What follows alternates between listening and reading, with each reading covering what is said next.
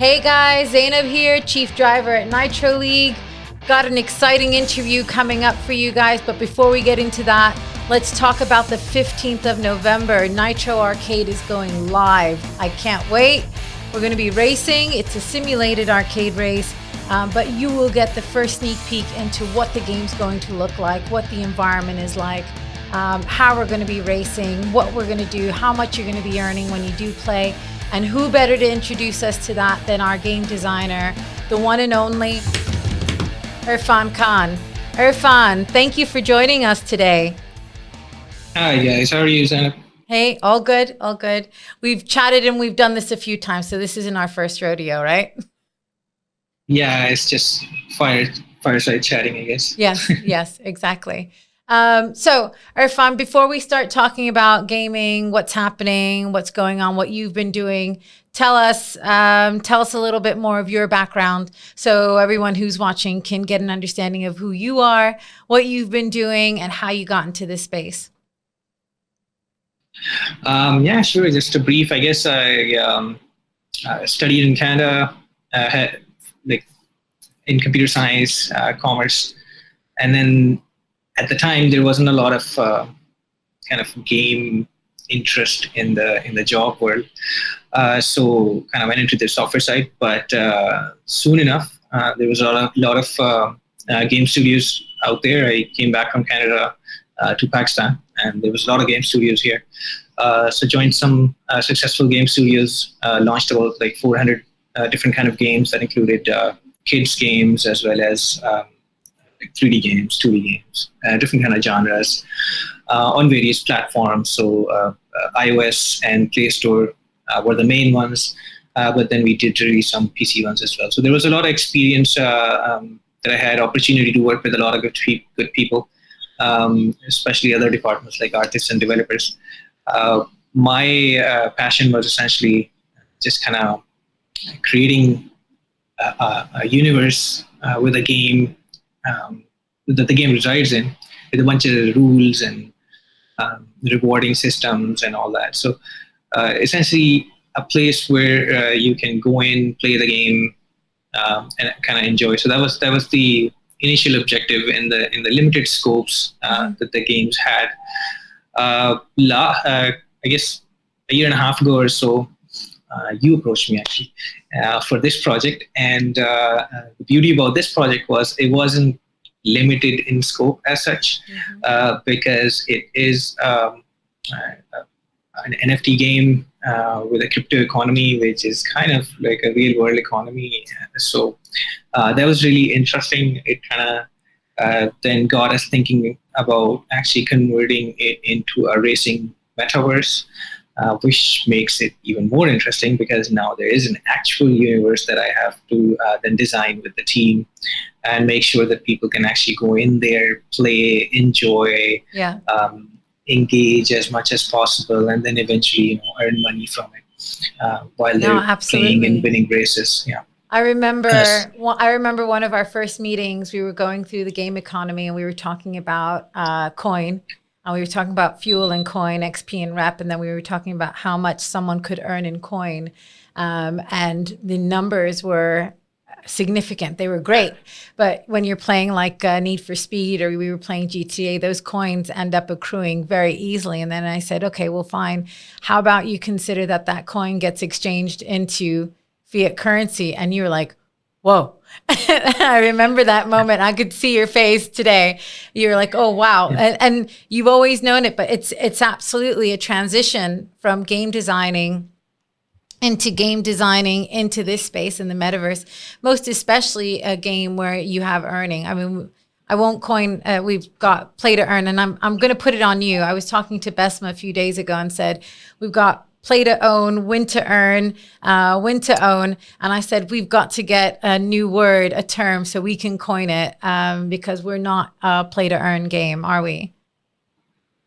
Yeah, so I think a lot of people have asked me this question, and the way I answer it is actually pretty straightforward. It's a product, so it can accommodate a lot of different type of models, because it actually is focused on catering to different kind of users, players.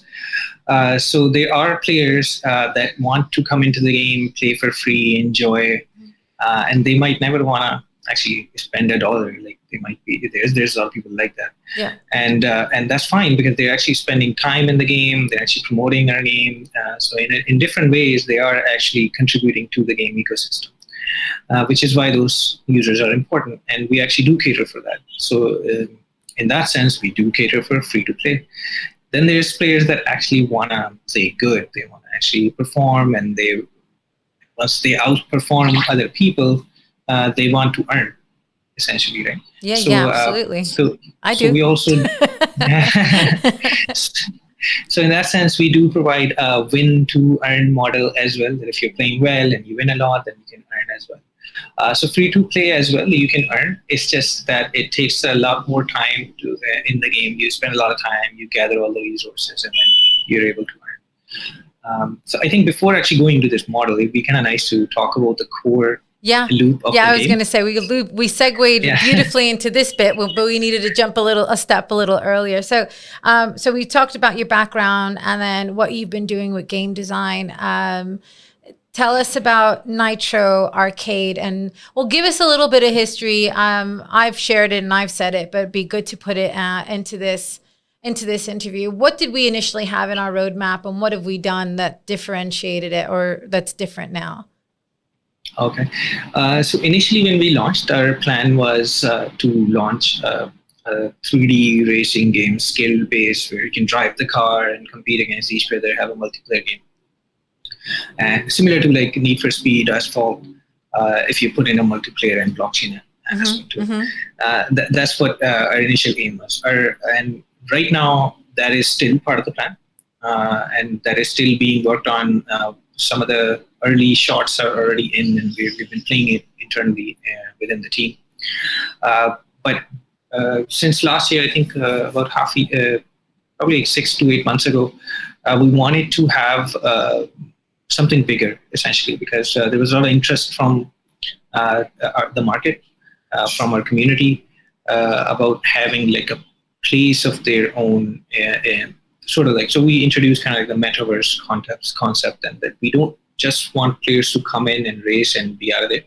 We want people to come into our game and spend as much of the time as they would like to spend in there. And that doesn't include only racing, but anything that's related to racing. So for example, if you go to a real Grand Prix arena where there's a lot of like sounds and cars, you're not the one racing. But all the people that are there, they enjoy very much because there's a lot of socializing events. Yeah, absolutely. That's a great explanation. Yeah. And there's a lot of activities and everything. And on top of that, if you can actually, rent a condo on the side and be involved in those activities a lot, or buy land or something like that. So a bit of a F1 race / Burning Man /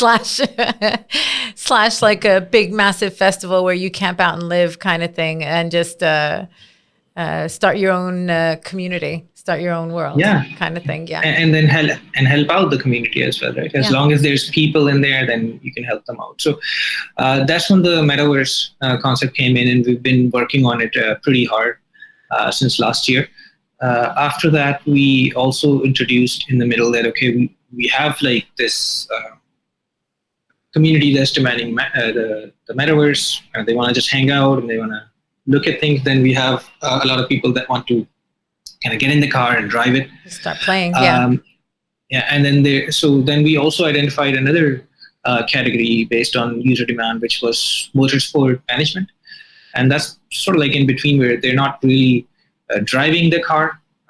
It's a simulated races. But what they do is they do have to make smart choices of what kind of cars they own or build, and then what kind of racetracks there are, and if they're taking the suitable car to the right track, then they will definitely have a much better advantage in the race. So the advantage of launching this motorsport management mode was essentially that it was quicker to develop because there wasn't a lot of like multiplayer driving aspect to it, and it enables all the NFT holders that we already have, all the legions and all the other NFTs that have been purchased.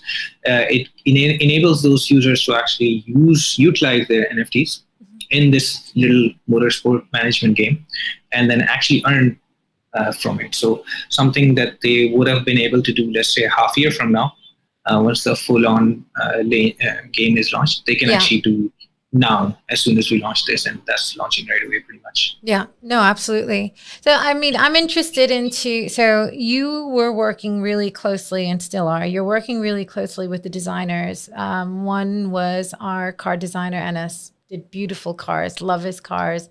We worked on the naming. You designed the naming convention for the cars, and you've associated them according to their upgrades and their designs and what can be done.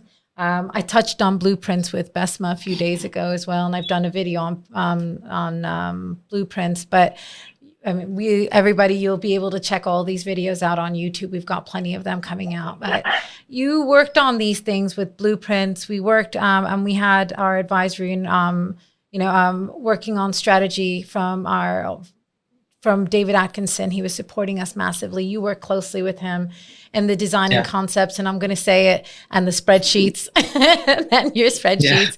Yeah. You designed a lot of this, but it's beautiful because, like you said, you've got the mobile, you've got the management, okay? You've got the mobile management, but then also you've got the racers, and then you've also got the free to play.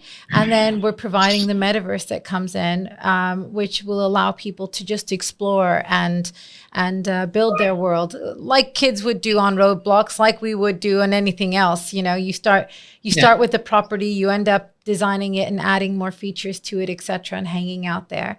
So I'm fascinated with where did you come up with the idea? Because I love it. You had the idea of a lot of the cars, and each car had different racetracks, because we have hover cars and we have four-wheelers. We'll have three-wheelers in the future, and I want two-wheel bikes, please. I want bikes in the future. Where was that inspiration? Why did you want to do it that way? I mean, talk to me about the game and your thoughts and your thought process while you were going through this. Yeah, so I think I wouldn't take credit for all of it, but there was a whole team involved, and I can't remember who came up with this idea, but mainly what we wanted was a futuristic setting. And more of a optimistic future, not like a dystopian, rundown dystopian, not like that. Mad Max. So we wanted to show that future, if we strive towards it, in reality, we can get to a future that's better than dystopian, right? We do know what's working for Earth, what's not working for Earth nowadays. So we can actually get to that point. So I think a big point in going towards this theme was to subliminally, subconsciously getting people to understand that, we can get to that future. We don't have to show or make games and all these things showing that the Earth is destroyed and, there's nothing we can do about it. That's to me, at least, that's not true. So that's how we wanted to portray as well, that, the future is optimistic. Now, being that, then there's a lot of like racing games are in demand always, and there's a lot of passionate people in our team that actually go to all these racing events in real life as well. And so we wanted to kind of pick that topic of racing. When it came to cars, then we actually kind of divided them into classes based on how we thought future cars would be like from now till 1,000 years from now. So it included hover cars as well. That's one class, or Omega class. But it also majorly had other class, because in future we thought, just like horses, today there is horse racing tracks. People still ride horses, all that kind of stuff. But we don't actually go from point A to point B using horses. Similarly, in future, yes, there will be hover cars. There will be all sorts of different cars, or four-wheelers and two-wheelers. But majorly, people might be probably will be using, teleportation devices, or they'll be, in worst-case scenarios, they'll be using hover cars or some sort of aircrafts or tunnel system to get through. Because it's a racing. That's part of but that's also the intrigue and part of the lore, because I mean, in the lore, we are in the future where we do teleport. We don't need to drive from point A to point B anymore. And the point Exactly. of driving is it's a prestige. It's not available everywhere else. So you being able to get into a car and you being able to race in the Nitro arena is a place of honor amongst your tribe and amongst your clan. So you're pretty much an ambassador for your clan when you race on the track against another clan, which is why I'm trying to set up my clan, man. I'm gonna have a few of them and then set them all up, because it's a beautiful idea with what we've done with the lore. So when you're designing it that way, it's no, I love the way it all came together, and the future of that was So in short, we just wanted a planet in the galaxy, where in the whole universe, I guess, where that planet will be kind of shouting out that, hey, I know nobody uses four-wheelers anymore, but if you like driving, then come to us. Come and try it out and race. Yeah, because we do have roads and we do have places where you can go point A to point B in cars. So that is going to be part of the universe. Like, you could actually drive your car around and everything like that. So that was the whole kind of motivation behind it. Now, as a blockchain game, all we needed was like a core loop that people can kind of go through.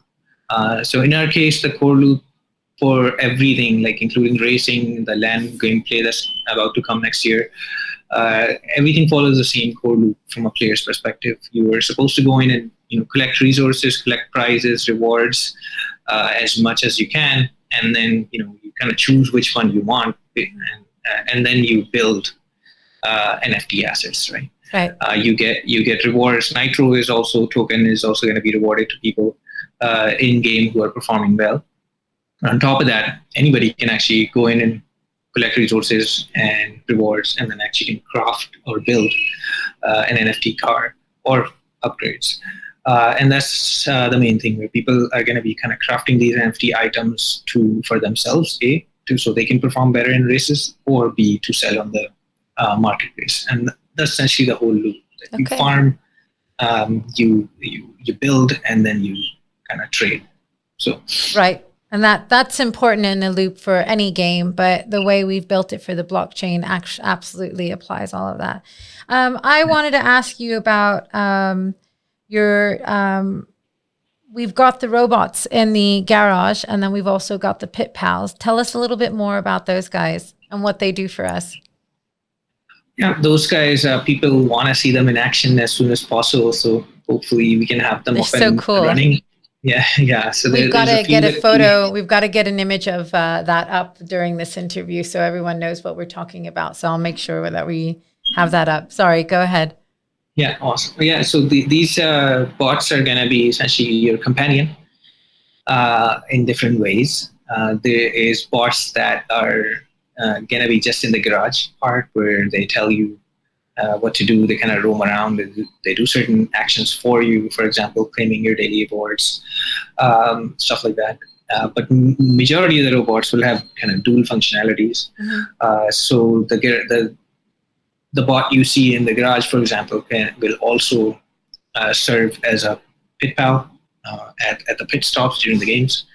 So if you have him on the team during races, then you will finish faster, because he's going to actually give you a time advantage during your pit stops. And that's the pit pal.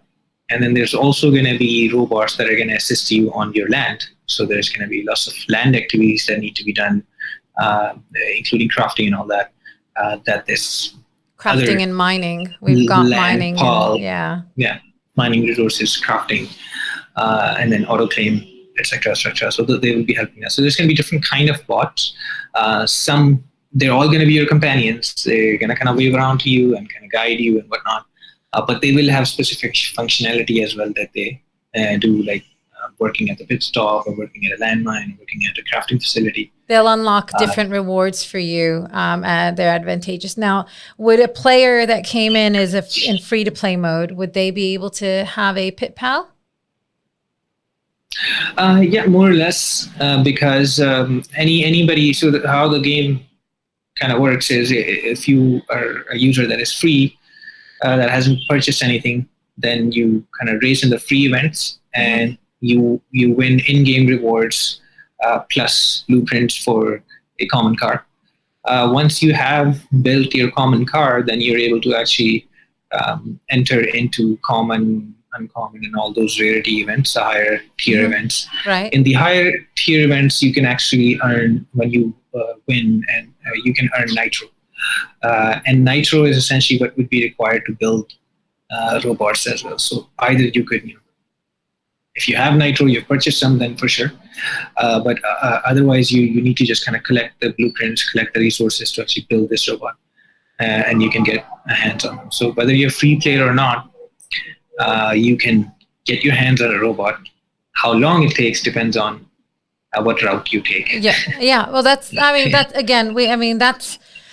We touched on that in one of our other videos as well, but it's really important to just really reiterate it. Free-to-play mode gives you the opportunity to still earn and unlock rewards.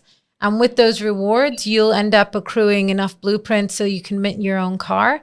And you get your own car, which will be worth value and can be resold in the market. But then also, the more you race and you build, so this is all your your reputation and your XP, you've got that, and then the more you build that up, the more rewards you unlock, multiplied. It's multiplied, reward multipliers there, unlocking additional benefits, and then you can have all of this. So there's an advantage to, I mean, buying a car and paying for your upgrades gets you there faster. It's like my mom and dad used to tell me, you'll go to college and you have to pay for it, but you might end up getting a better salary in the future when you're out of it.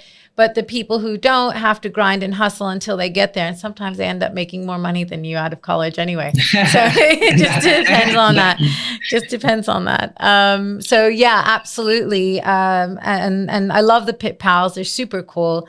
I'll get the photo up, but they end up supporting you in the game, and they'll help and support you and you get an advantage and more of an advantage and more likelihood of you winning a race and your class race. So and one more thing, I guess, to just add to this is we've been talking about all these assets, and I think we've talked about it in the past as well. So we have Pit Pals, we have cars, we have upgrades, which are the car components, driver accessories, drivers. We have all these things. Well, explain them. Explain them to the audience. We were assuming everyone's listened to our interviews in our fireside. So let's go through them. What are the upgrades for the cars that we would find? And then what are the accessories there as well? And let's talk about the drivers too. Yeah. So to start off with, I guess there's different kind of events in the game. So there is different rarity of events, free events, common, uncommon, rare, special, and legendary. Why cars are so significant in the entire ecosystem is because in order to enter these rarity events, you need the same rarity cars. So for example, if you want to actually enter a rare event, which will give you more rewards than a common event and will have less competition because less people will have rare cars, you will have to own a rare car. So that being said, car then becomes your kind of like entry ticket. You can say that if you own this car, then you can enter these category of these rarity events. So that's the most important part in the entire game, the car. You need to have, probably you want to have different rarities of cars so you can actually have different kind of races taking place. Then the next thing that comes into play is the three main things are driver, car parts, and driver accessories. Mm-hmm. So drivers, essentially, they obviously enhance your racing performance. All of these three do. Drivers enhance quite a bit more than car parts or driver accessories. And then car parts essentially enhance the attributes of the car, which attributes of a car are normally speed, acceleration, handling, durability, and reputation. And if you add on, for example, spoilers, then it gives you more speed plus more jump bonus and booster strip bonus. Similarly with tires, you get better handling in the car, as well as acceleration and stuff like that. When it comes to driver accessories, similar to car components, the driver accessories actually enhance the attributes of the driver.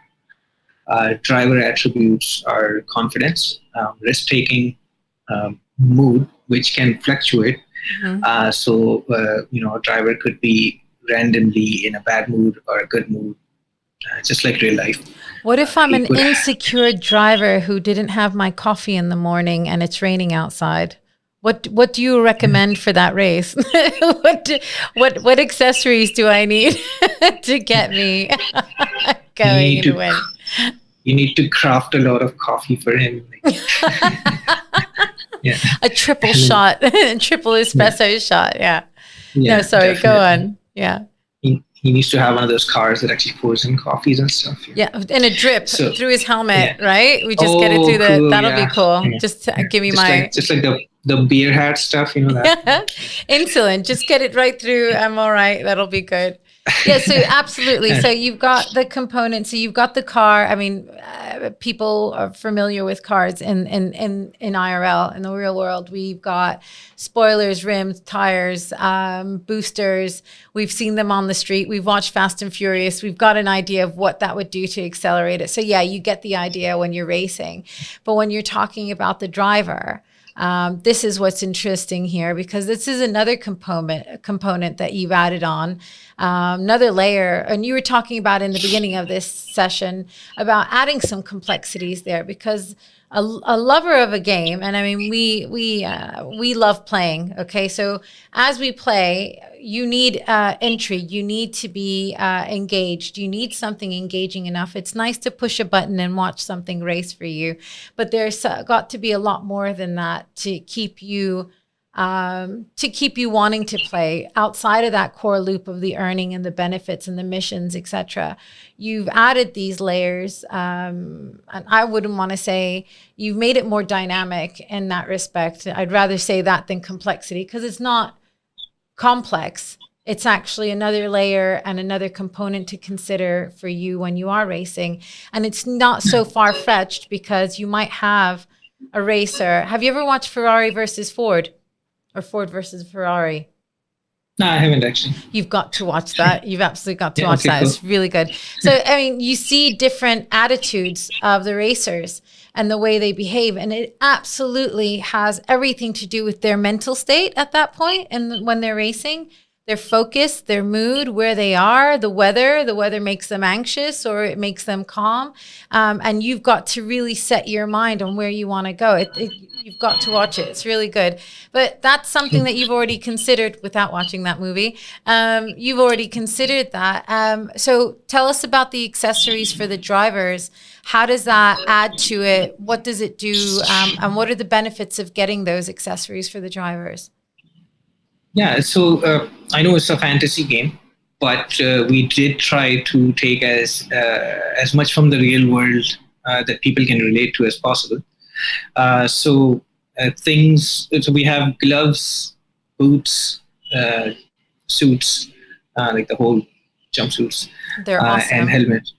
Yeah, and the helmets basically. Right? So these are the four main driver components that we're coming up with at first, and they do provide advantages similar to the real world. So if you're wearing a helmet, then your driver will feel safer and he will take more risks. If you're wearing a helmet with some aid, like visual aid and stuff like that, then he would also be able to handle better. He'd be more confident in handling the car better, because the visual kind of meters and stuff will be showing him, okay, slow down here or go fast here, whatever that is. Similarly with the suits, if you're wearing them, it's just a lot of mood, confidence. These things can be enhanced. Mood is I'm kind of mentioning mood again and again because it's a fluctuating characteristic. So some people are really strong with their personalities, very confident, and they stay in a kind of stable mood most of the time. That's how it's going to be. So drivers that have inherently better score for mood will be mostly inspired and in a good mood when the race time comes. There is a slight chance that they might be angry sometimes, and that'll affect their race results. But most of the time they'll be in a better condition to race.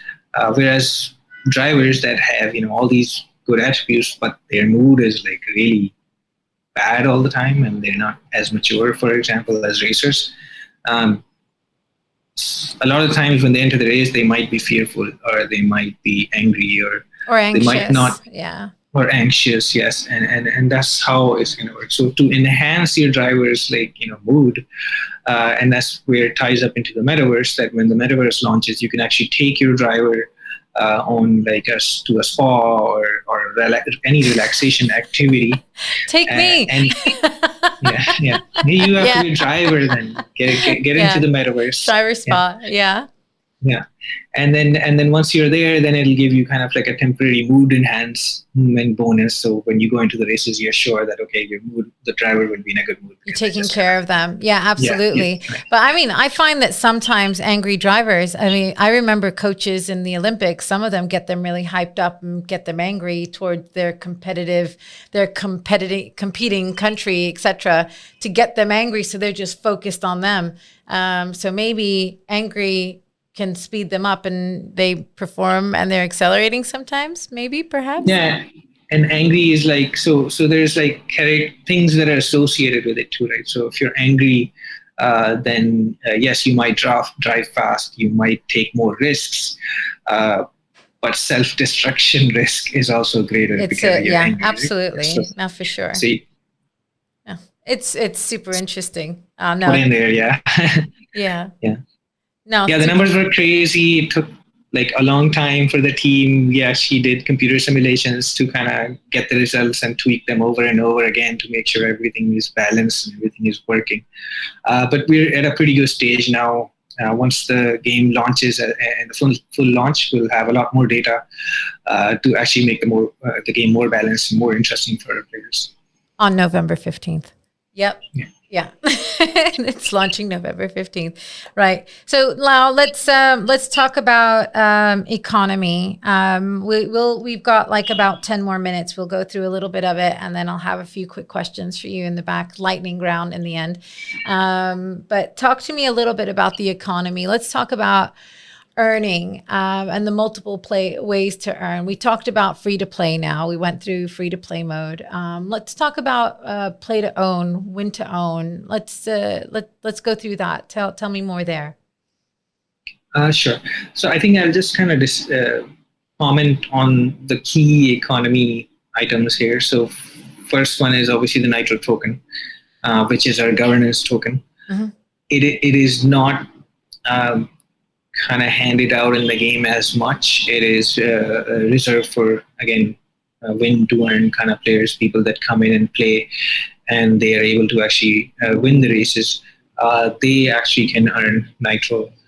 Nitro will then, there is some Nitro that's given out outside of the racing as well to kind of randomly for different activities in the game to those participants. But majority of the Nitro is given out as race rewards. So that's one. And the Nitro is then used primarily the main thing that it's used for is to craft items. So there's a very small kind of gas fees that you have to pay to craft items. Mm-hmm. And that essentially is in Nitro. So you need to have Nitro for that, for sure. So people probably want to collect as much Nitro from the game as possible. So they can mint as many assets as they want. The advantage, so our technology team, kudos to them, they came up with some awesome solutions. And one of the things that they came up with was not only can you actually mint your cars or upgrades from the game, you can also actually choose the chain you want to mint it on. So initially, we're going with Ethereum, Polygon, and Binance, I believe.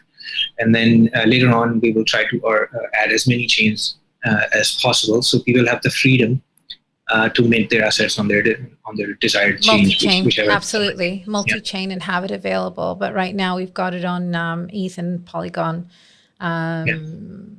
rightfully so, as it sits there. So right, and then when you were touching on that, so we spoke about win to own. What about pay? What is it? No, a play to win. Play to win. I'm saying there's so many terms out there, but we've got the nice terms. We've got free to play, we've got play to win, and win to own. Your alarm's gone off, or the Pied Sorry. Piper's coming. The Pied Piper's coming in. I'm sorry about that. I'll just turn that off. That's fine. That's fine. So tell us, we touched about when to own, right? Now, what about play to win? So play to win essentially means that somebody can come into the game, play the game, and play to earn, I guess. Is that you can play to win is every game, right? You play the game and then you can win. Right? Play to earn is a model that dictates that you can actually play the game, and whether you win or lose, you will be able to make money or some kind of, you will be able to cash out somehow at the end of it. So play to earn is not a model that we're following. We're following win to earn, which means that you can actually win. You can play the game, and once you start winning, that's when you can actually earn the Nitro tokens. Before that, you'll still be earning in-game currencies, which like credits is one of the main in-game currencies, which is only rewarded in the game. It cannot be purchased from anywhere else or traded or anything. So it's a pretty good indicator of how much you have played the game and how well you have played the game. Yeah. And that's why credits is used to actually in a lot of things, to even crafting.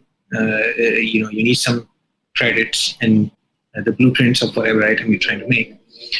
So credits is used as kind of a checkpoint that people are actually playing the game and not just kind of buying something and winning. So as long as you're playing the game and you perform average, you should be able to earn some in-game resources enough that you can then buy power-ups and other items from in-game to then win the race. Once you start winning, then yes, you can earn for sure. Yeah. Okay, cool. And now we're talking, so that we've touched on a lot of the game. We've talked about the pit pals and the drivers, and the drivers and the pit pals will be available. Well, let's just clarify. I mean, we went through the roadmap, but let's just be clear right now.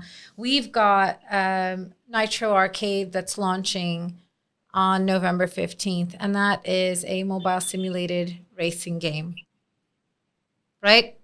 Yeah. And then we will have the launch of our metaverse coming out shortly after. And then not too soon after, but soon enough after that, we'll have the full 3D game, multiplayer game coming out, right? Which was really, I mean, that was the initial bit that was on our roadmap. So the metaverse and the land and the arcade was not on our roadmap. So it's been super crazy trying to extract from the multiplayer game and putting it into the arcade game, and then also working on the economy for the metaverse.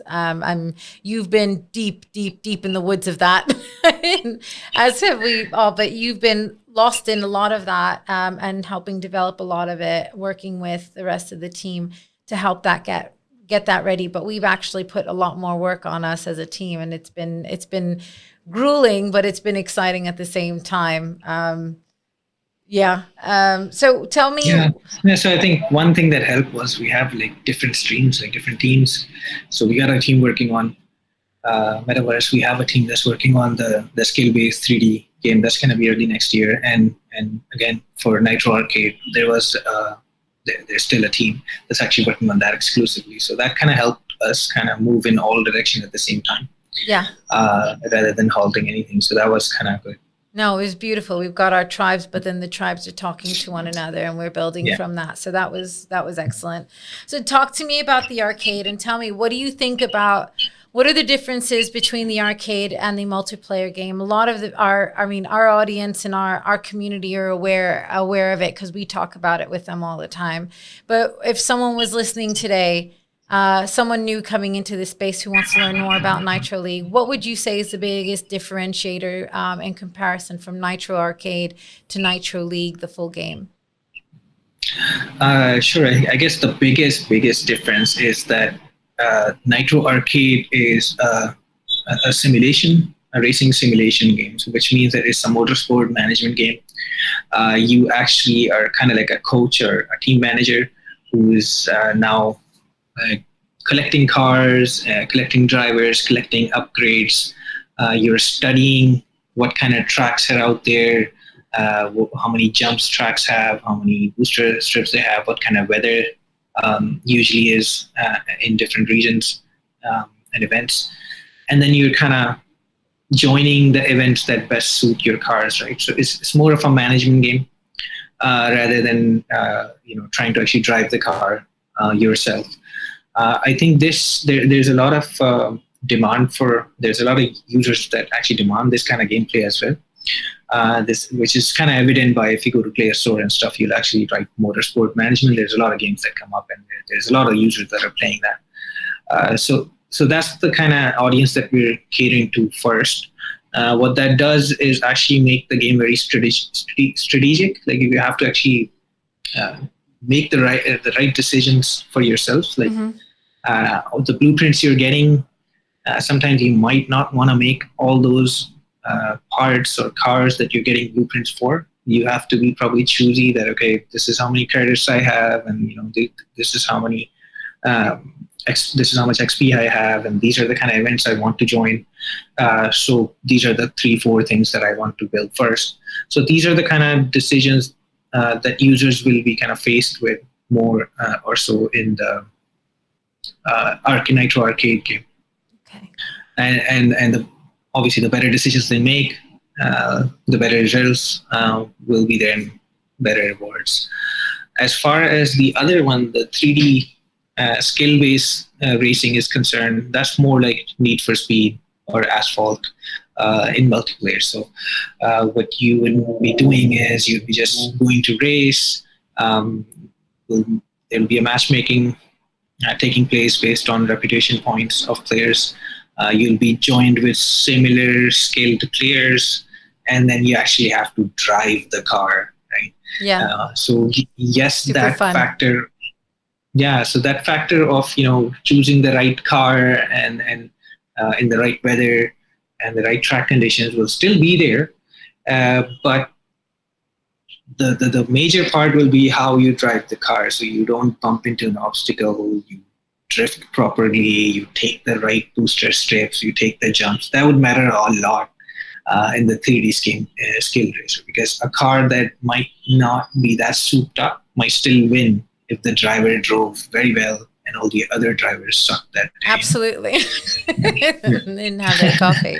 Yeah. Yeah. No, absolutely. So really, a simulated race still sounds like a lot of fun because it's a mobile sport game, motorsport game. Sorry, I keep saying mobile. Motorsport game. And then you're preparing everything and you're watching what happens. It's not too dissimilar to people who are building an F1 car and they get the driver and then they go and watch and see how it performs and what it does. It's not too far from that. Yeah. And then the same thing would be for horse racing. I mean, we've seen a lot of other games in this space like Zedrun, etc., or Pegaxi, and it's a simulated race. You talk about breeding of the horses, and then they get their own attributes and assets, and then you can upgrade those, and then you watch them race and see what happens. So that's not too dissimilar with what's happening in this space right now. But the exciting bit, I mean, and again, it's about what's your cup of tea, right? Some people may enjoy setting it all up and watching it go. So Nitro Arcade is definitely advantageous and fun for a lot of people, especially those who are trying to learn more about it, because you get a real taste into what the environment looks like and what racing will be like, what our cars are like. You get a feel for it. And then, next year you'll get to see what the game is like and how good or how crappy you are in driving, because it's going to be based on you. For sure. So my kind of guess or kind of future forecast is that there will be a lot of people that are good in the motorsport management one will essentially become managers of good drivers in the game as well. So not everybody, if you play, like I play a lot of games, and Dota is one, Asphalt is one. I'm not the best game player. I design the games, but I'm not. Even in this game, I won't be the best player. Right? So, but the thing is it's a skill, right?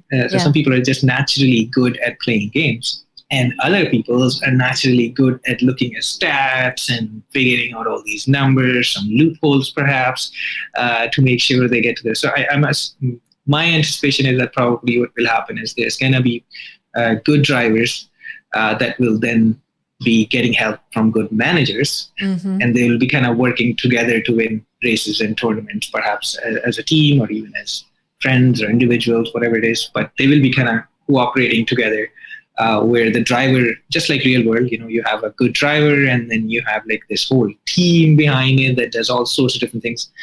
So that's how we want this metaverse to kind of operate. We're going to have you can be a great driver. Yeah, we're going to have to give that, you're absolutely right. And I do see that because a lot of people are going to see if they've got a taste for it in Nitro Arcade more than they will when the game comes out. And then they'll want to still do the same thing when the full game comes out. So we'll probably have to try and find a role. Maybe we find a role for that within the metaverse and within the game for motorsports leaders, and how they'll end up coaching some of the clans or the tribes and setting it all up. That might be cool. Yeah. Have a think of that. Cool. I think we've covered everything. We've discussed a lot of what's happening with Arcade, what you've been doing with Arcade, and what you've been doing with the multiplayer game, and what's happening here, where we started from inception to where we are now. I say we're on track and we've done a hell of a lot more, which is really exciting. Super proud of the whole team and what we've accomplished. And it's been fantastic. So I've got really hard pressing questions for you right now before I wrap this all up. So bear with me as I ask you, what is your favorite game? What's your favorite junk food? And what is a movie you are embarrassed to confess that you actually love? So my favorite game is a really odd one. It's Monkey Island. I don't know if you've heard of it. Yeah. It's okay. Good. So I think since I've kind of gotten in front of a computer, there was Monkey Island 1 DOS based, and recently there's been 3D ones coming out, and Nintendo Switch just launched one. So that's definitely one of the favorite games. That's awesome. I love it. Okay. Favorite junk food? Oh, junk food. I kind of try to stay away from junk food, but I think Nutella would be it. Oh, Nutella. You were when the team had come out for one of our sessions. It wasn't you. It was the rest of the team who was on the Coca-Cola and the chips and the junk food. Am I right, or was it you? And the chocolate. No, I was the one that finished the Nutella jar. Yeah, that was you. It was me. Okay, okay, it was you. I'll let them know. And favorite secret movie that you love? Secret movie? Just between you and me. No one's listening now. Do you secretly like a princess movie or something? It's it's one of those movies that you really love. Yeah, I secretly love City of Angels. Oh, that's a beautiful film. Yeah. Oh, that's a little one that pulls on the heartstrings. Yeah, that's a sensitive movie. It's a beautiful one. But if anybody's listening to this, then I like James Bond, of course. Yeah, absolutely. Yeah. Again, no one else heard that. Just you and me. Just you and me. Super cool. Irfan, thank you so much for joining us today. It was always a pleasure. Always a pleasure. Us? Who's us? Who's sitting with you? Oh, you don't know? I'm a bunch of people, actually. We'll talk about that later. No, seriously, super cool. Very excited. Always a pleasure working with you and having these chats with you. So thank you for joining us. And we'll catch up later in a few meetings as we prepare for launch on November 15th. Definitely. Thanks so much, Zana. It's always great to see your smiling face. Thanks. Smiling too much. So guys, thank you for joining us today. Like I said, we've got lots of interviews coming up. Come and check them out and go and follow our pages to learn more on Discord, on Twitter, and on our Telegram group so you can find out what's going on with the game. If you have any other questions, we're always online. You can chat with the community and chat with us, but also watch our videos on YouTube and check out what we're doing. Learn more about the FAQs and how to play the game. Irfan's been helping us out with breaking down that logic on how to play, how to earn, and how to do your best in the game. So please go and check those out as well. And then stay tuned for November 15th where you get to race the game. I'll see you guys. Thanks a lot. And I'll see you on the tracks.